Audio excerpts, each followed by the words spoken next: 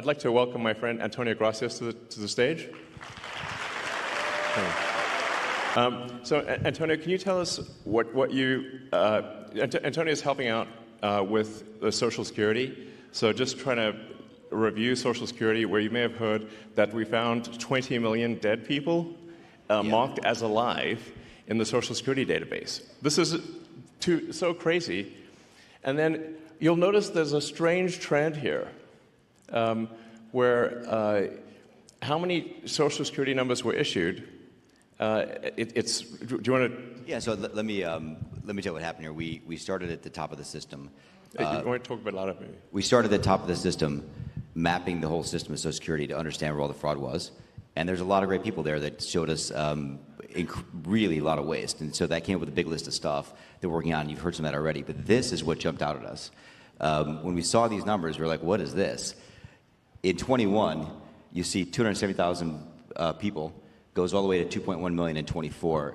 These are non-citizens that are getting Social Security numbers. Yeah, this is a mind-blowing chart. Yeah, just this literally blew us away. Like, we went there to find fraud, and we found this by accident. And this isn't political, by the way. My parents are immigrants.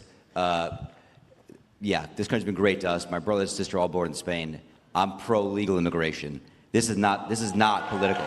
This is not political. This is about America and the future of America.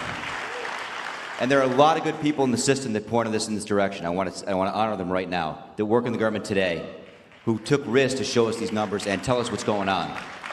Yeah. So I want to stop for a minute. I want to honor those people today. Very good people. Very good people. I have been from D.C.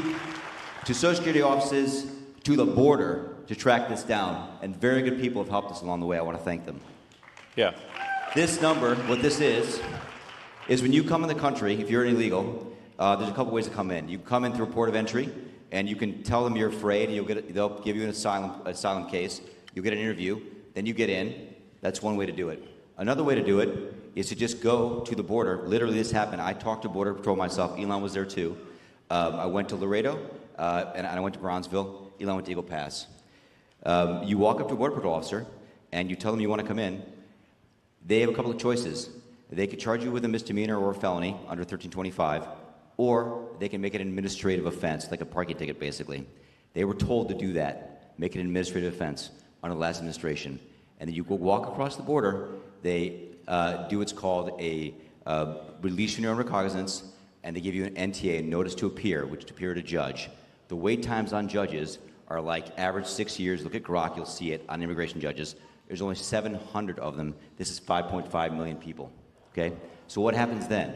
Once you're in the country and you got asylum through one of these pathways, and we map the whole thing out, you can apply for a work document.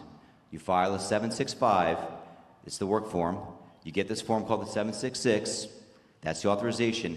And then Social Security Administration automatically sends you in the mail your Social Security number. No interview, no ID.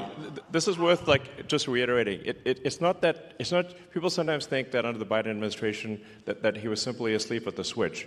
He wasn't asleep. No. They weren't asleep at the switch. It was a massive, large-scale program to import as many illegals as possible, ultimately to change the entire voting map of the United States and disenfranchise the American people, and make it a permanent, deep blue, one-party state from which there would be no escape. Look, if I hadn't seen this myself, I'm not sure I'd have believed it. I went through it myself and mapped it, and Elon is right. This is true. The defaults in the system, from Social Security to all of the benefit programs, have been set to max inclusion, max pay for these people, and minimum collection. That's what's happening. We found 1.3 million of them already on Medicaid, as an example.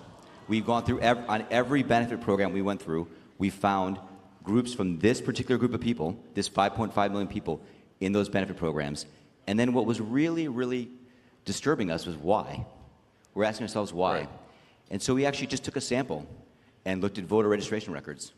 And we found people here registered to vote in this population, yes. And who did vote. And we found some by sampling that actually did vote. And we have referred them to prosecution at the Homeland Security Investigation Service. Yeah.